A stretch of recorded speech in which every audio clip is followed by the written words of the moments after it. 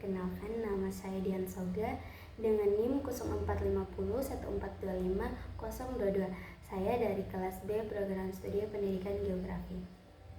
Di video kali ini saya akan menjelaskan permasalahan yang terjadi di sekitar lingkungan saya dengan menggunakan pendekatan geografi. Nah, karena saya berada di Kabupaten Bone Bolango, Gorontalo, maka saya akan mengambil permasalahan yang terjadi di sekitar Bone Bolango tersebut. Permasalahan lingkungan di sekitar Kabupaten Bone Bolango, Gorontalo yang sangat menonjol itu adalah banjir bandang dan tanah longsor yang sering terjadi akibat curah hujan tinggi dan kondisi geografis daerah aliran sungai atau DAS yang rentan diperparah oleh dugaan penggundulan hutan di wilayah hulu. Analisis masalah ini dapat dijelaskan melalui ketiga pendekatan geografi tersebut. Yang pertama itu ada keruangan, yang kedua ekologi, dan yang ketiga itu ada kewilayahan. Saya akan menjelaskan ketiga tersebut. Yang pertama itu ada pendekatan keruangan atau spasial. Nah, pendekatan keruangan menganalisis fenomena berdasarkan lokasi penyebaran dan keterkaitan spasialnya. Penyebaran dan lokasi banjir tidak terjadi merata, tetapi terfokus di beberapa desa di kecamatan tertentu seperti Suwawa Selatan dan Kabilabone. Seringkali di kawasan padat penduduk di daerah aliran sungai, interrelasi spasial dapat dilihat bagaimana daerah hulu atau pegunungan yang gundul berhubungan langsung secara spasial dengan daerah hilir atau daratan rendah dan pesisir, di mana material longsor dan lumpur terbawa arus air dan menutupi akses jalan Trans Sulawesi. Pemetaan daerah rawan bencana dan jalur evakuasi menjadi penting dalam pendekatan ini. Kemudian yang kedua ada pendekatan ekologi atau kelingkungan.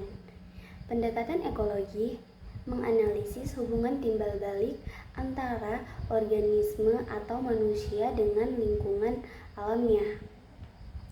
Interaksi manusia lingkungan itu masalah ini muncul akibat interaksi negatif antara manusia dan alam. Aktivitas seperti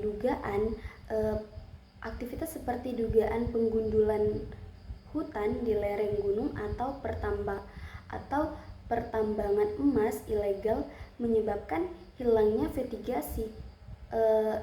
vetigasi penahanan air dan tanah. Dampaknya itu adalah akibat perubahan fungsi lahan, daya dukung lingkungan yang menurun. Curah hujan yang tinggi tidak dapat diserap maksimal oleh tanah, menyebabkan aliran permukaan run-on-off meningkat drastis, erosi, dan akhirnya banjir bandang yang membawa material dari gunung. Dan yang ketiga ada pendekatan kewilayahan atau kompleks wilayah. Pendekatan kewilayahan mengkaji hubungan antara pendekatan keruangan dan ekologi dengan memperhatikan karakteristik khas dari suatu wilayah.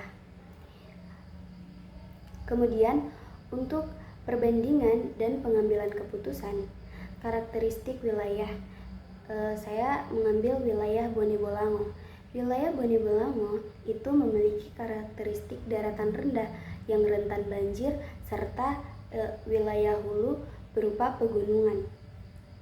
Perbandingannya itu masalah di Bone Bolango dapat dibandingkan dengan masalah banjir di wilayah lain seperti di wilayah Gorontalo atau daerah lain di Indonesia untuk menentukan pola solusi efektif.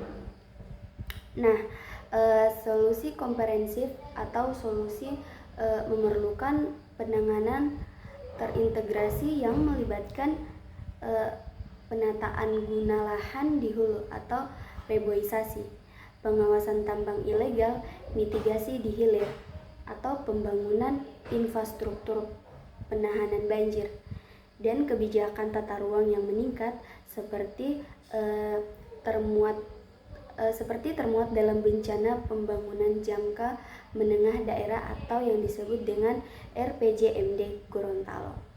Ketiga pendekatan ini membantu dalam memahami secara holistik bahwa bencana banjir dan longsor di Bone Bolango Gorontalo bukan hanya fenomena alam biasa, melainkan hasil dari proses fisik dan campur tangan manusia yang kompleks dalam suatu ruang geografis tertentu. Nah, baik, terima kasih. Itulah yang bisa saya jelaskan dalam video kali ini. Mohon maaf bila ada salah. Saya ucapkan terima kasih. Wassalamualaikum warahmatullahi wabarakatuh.